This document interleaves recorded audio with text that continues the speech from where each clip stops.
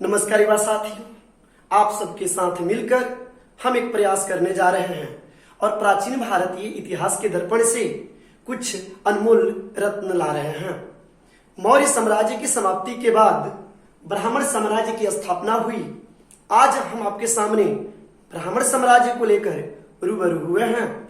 तो सबसे पहले देखेंगे कि ब्राह्मण साम्राज्य कितने खंडों में बटा। तो कुल मिलाकर ब्राह्मण साम्राज्य 3 पीरियड यानी 3 अवधि में अलग अलग मिलता है हमें।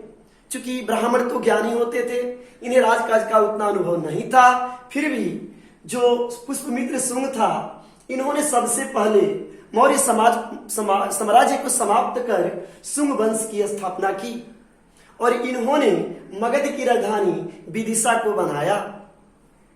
जो पुष्पमित्र शुंग थे, उन्होंने 2 बार अश्वमेघ यज्ञ कराए थे और दोनों में उन्होंने पतंजलि को अपना पुरोहित रखा था।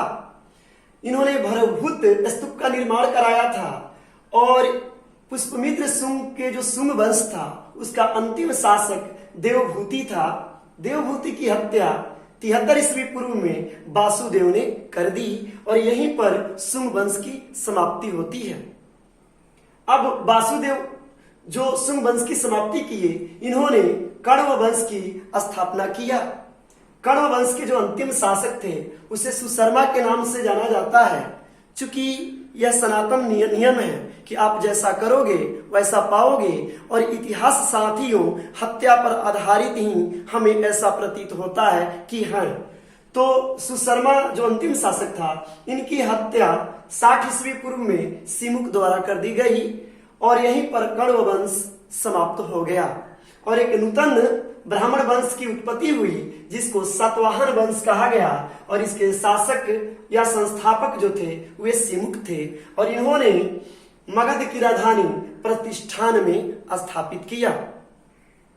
हम देखते हैं कि इस सातवाहन वंश में माता का नाम हर शासक अपने साथ लगाता है, लेकिन इसका मतलब ये नहीं कि उस समय का समाज मातृ सत्तात्मक था, क्योंकि युवराज या उत्तराधिकारी बेटा ही हुआ करते थे। इसके प्रमुख शासक हैं सिमुक, सातकर्णी, गौतमी पुत्र सातकर्णी, वशिष्ठी पुत्र पुलुमावी तथा यज्ञश्री सातकर्णी। उस समय चूंकि ये ब्राह्मण वंश था, ब्राह्मण साम्राज्य था, तो इसमें साहित्य का विकास लाजमी है। तो उसमें 2 प्रमुख साहित्यकार हुए, हाल और गुणाढ्य। हाल ने गाथा सप्तशती की रचना की, जबकि गुणाढ्य ने बृहद कथा का निर्माण किया। एक चीज तो स्पष्ट है कि सातवाहन वंश में सिक्का ढालने की प्रचलन प्रचुर मात्रा में देखी गई। उस समय चांदी, तांबा, सीसा, पोटीन और कांसा से मुद्रा बनाने का काम शुरू हुआ। उस समय से ही अर्थात सातवाहन वंश से ही भूमि को, ब्राह्मणों को भूमि दान देने की प्रथा की शुरुआत हुई। उनकी भाषा प्राकृतिक और ब्राह्मी थी। तो आपने संक्षेप में देखा कि ब्राह्मण साम्राज्य कुछ विशेष दिनों तक नहीं चला और जितने दिनों में चला, उस समय साहित्य का भरपूर विकास हुआ।